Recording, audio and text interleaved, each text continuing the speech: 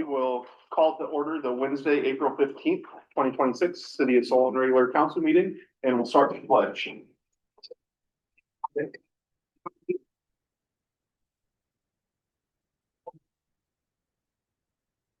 Pledge allegiance to the flag of the United States of America and to the republic for which it stands, one nation, under God, indivisible, with liberty and justice for all.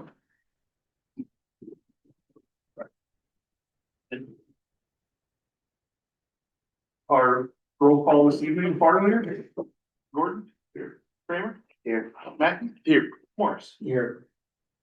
Civility pledge, we pledge to promote civility by listening, being respectful of others, and acknowledging that we are all striving to support and improve our community. As we look to perfect and approve our agenda, any changes to the agenda this evening? Supervisor Sullivan let me know that they have a budget meeting tonight, so they won't be attending. Do we have a motion to perfect and approve the agenda? I'll move it. Motion by Gordon, second by Farlinger. Yes. Gordon? Yes. Kramer? Yes. Mackey? Yes. Morris? Yes. All right, takes us to citizen speak. This is time for anybody that would like to speak this evening. Is there anybody in the audience that would like to speak? All right. Takes us to item 7, consent agenda. So this would be the approval minutes from the April 1st special meeting and the April 1st regular meeting. Approval of the list of bills, treasurer's reports and transfers, building permits, which there are a couple, and the beer and liquor license approval for the American Legion. Are there any questions on the beer and liquor license approval? No concerns with that. I'll move to perfect it or consent the agenda. So motion by Farlinger, second by Gordon. Farlinger? Yes. Gordon? Kramer? Yes. Mackey? Yes. Morris? Yeah. All right, takes us to item 8, the Public Works Superintendent reports. Yes. Been a Monday all week at the sewer plant. You can just imagine what that means. Moving ahead on the water tower project, or got in touch with the right people at T-Mobile, so they're looking into getting their stuff up there and set up a temporary pole. I'll let you guys know when that gets more defined and a better date. Still the first part of May is where I'm at, so. Other than that, that's all I got. Down the park, they poured the bathroom concession stand, like awning out front. Weather depending, that should be done hopefully by Friday, if not Monday. Picked up some coal patch today, fixed all the potholes in town finally. Sweeper showed up end of last week. And waiting for some decent weather to try it out, so. That's all I got. Got the lights, installed out there for it, so. Want to play tennis tonight? Ready to go. Obviously some things have changed around here a little bit, keep plugging away, and then, got Tim and Tom back for the mowing season. We started this week. It's been a little hit and miss with the wet rain, so, hopefully they'll be in again tomorrow. Everything seems to be going well right now, so. Yeah, keep them busy. Thanks, Ed. We'll jump down to the proclamation that we have. So this is National Library Week, April 19th through 25th. With the proclamation. So whereas libraries spark creativity, fuel imagination, and inspire lifelong learning, offering a space where individuals of all ages can find joy through exploration and discovery. Whereas libraries serve as vibrant community hubs, connecting people with knowledge, technology, and resources, while fostering civic engagement, critical thinking, and cultural enrichment. Whereas libraries partner with schools, businesses, and organizations to maximize resources, increase efficiency, and expand access to essential services, strengthening the entire community. Whereas libraries protect the right to read, think, and explore without censorship, standing as champions of intellectual freedom and free expression. Whereas libraries and librarians across the country are joining together to celebrate National Library Week under the theme Find Your Joy. Now therefore be it resolved that I, Dan O'Neill, Mayor, proclaim April 19th through 25th, 2026 as National Library Week. During this week, I encourage all residents to visit their library, explore its resources, and celebrate all the ways that the library helps our community find joy. And with future agenda items, I guess the next agenda item is very fitting that it is National Library Week as well. As we move into new business, this item 11, resolution 2618, the setting wage for an interim library director. Kim, you alright? Yeah, so the resolution reflects the interim library director. Megan Richardson has accepted that opportunity to serve as the interim library director for the next year. And this was a action that the library board voted on. And Mayor O'Neill and I both attended the special library board meeting and discussed the 1 year wage. And then I worked closely with Sandy on the interim job description and a plan going forward. And just kind of to add on to that during the discussions that we saw that we definitely have seen success with the superintendent route that we went in an interim with our public works department, but with Megan's experience, years of service, everything that she's demonstrated, that it definitely is a great path to follow that we've had with that interim route on it. And that, as Andy mentioned, her Sandy working towards different expectations of the role, job description, everything like that. So I don't know, Sandy, I don't know if you would jump in and say. I would like to say that, in fact, thank you for the proclamation, because the council and the community of Solon has always really supported the library. And I don't know how many of you actually know where the very first library in Solon was located. The council gave permission for it to be underneath the bandstand, just a block from here in City Park. If you can imagine the bandstand in City Park, and the council agreed. It was totally started by the Solon Women's Club, volunteer women, and their husbands built the shelves. And that's kind of the way I mentioned we're celebrating our 25 years in our new building. And that was another community supported project. That was total donations by the community and even some community members that built the shelf. We thank the council for the support that began way back in 1965, I think.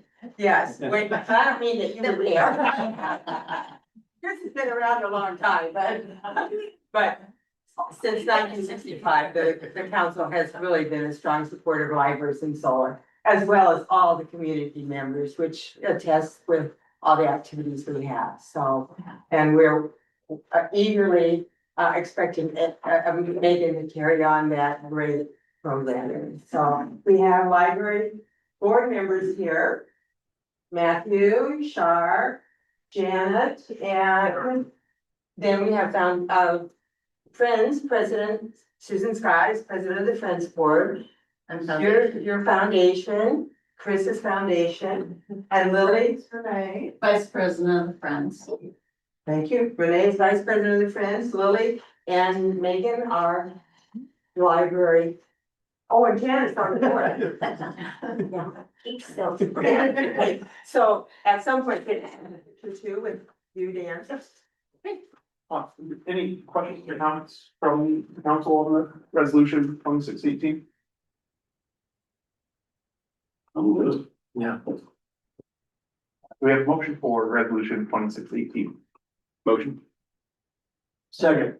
Motion by Mackey, second by Morris. Bardover, Yes. Gordon, Yes.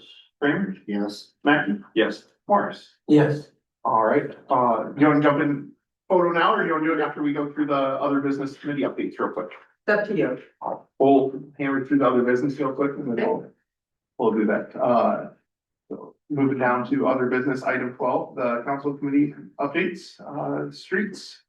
We're gonna be getting a streets committee together. We had a couple lengthy meetings last fall, but with the new streets committee, we just want to get everybody up to speed on some of the projects that were discussed last fall, now that we're heading into the better season. So I'll be coordinating that meeting here early May with the streets committee. Utilities with utility forgiveness. Utilities forgiveness, we've had a couple requests that the committee is currently considering. They were just unique situations, a frozen pipe and then a running toilet, which we know how those can be quite the nuisance. So those are in the process right now. Well, finance. Finance, they've been reviewing purchasing policy. This is something that was started by previous finance committee. We're just trying to get that wrapped up. Then the wastewater treatment plant mailer that we're going to be sending out to all the utility bill users here next May. That is next on our to-do list. Dave Richards and I met with Dave Scheckinger and Emily Kleinbaugh, and so we're kind of framing that up, and the intention is to get that mailer out to the community and also offer a couple of public information sessions so people understand how the new rates are going to impact their bills. On the personnel with health benefits. It's time for a health renewal, and Matt and Greg have both reviewed the healthcare plans, and we'll be scheduling a meeting with the staff. No major changes expected. Often building needs and growth, and have a draft RFP went to the committee this morning. Any other updates on that? Just gonna need a couple weeks to work closely with Kevin and Dave to get that in final draft form, then the committee can kind of work out a open house timeline and RFP timeline. There's a process, a formal process that goes with that, or RFP, that will need to get set up on a council meeting schedule. We have no update on the police committee, the city school on the SRNA 28P draft. I know there's comments bouncing around this morning as well. Any other updates? No, just trying to get that in final version. With the community center? I'm still working on trying to, it's complicated the way the bid laws work and the way we're trying to set this up, trying to figure out, is there a way to go forward as people have talked in the past? So I'll try to give an update here shortly on that. And then fringe area agreement is something we have some, I have some language to go back to them to look at. It's item 13, city clerk report, Susan. We're still working on putting stuff away and trying to find everything. Kim? Wanted to remind everybody that there will be a special meeting here next Wednesday for the budget public hearing. And 5 and 5:30. 5:30. 5:30. It's 5:30. And then, also I suggested council may wanted to take the opportunity to do some goal setting if that works with everybody's schedule. So you have to let me know if you want to add that on for that same night. Also wanted to, thank city staff, public works, fire chief Seidel. So the past couple weeks, we had the opportunity to share, all about cities with over 120 third graders from Solon Middle School in 4 groups. They walked over from the school and we gave them 15 minutes on city councils and city hall, and 15 minutes on the fire department, and then a tour of the equipment over at the old fire station. So we have future council members and mayors here coming up. They were quite excited. Chief Seidel was the hit, I would have to say. And then I'd have to say it might have been the skid loader, maybe was the most exciting piece of equipment for the kiddos. So it was a lot of fun, a good break to, so we had them come to the old city hall, and so we kept the city council chambers intact so that we could host them, and then they could walk right on over to the old fire station. So it worked out really well and we had a lot of fun. for doing that. Item 15, council comments? Yeah, I had last night I went to Des Moines and accepted an award on behalf of the firefighters and the agency. From the State of Iowa Masons Group, the bricklayer masons, not the other masons. It was a really neat deal. They had some great pictures of the building and I was able to answer a lot of questions from those people who are really from all over the state.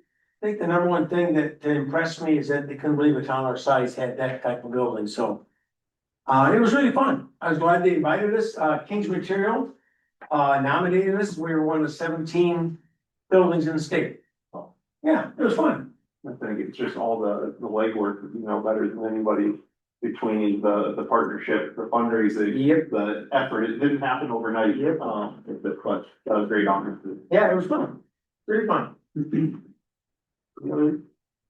On top of that, I want to just ask real quick, as far as, there's been a lot of discussion about LRS with the trash and recycling.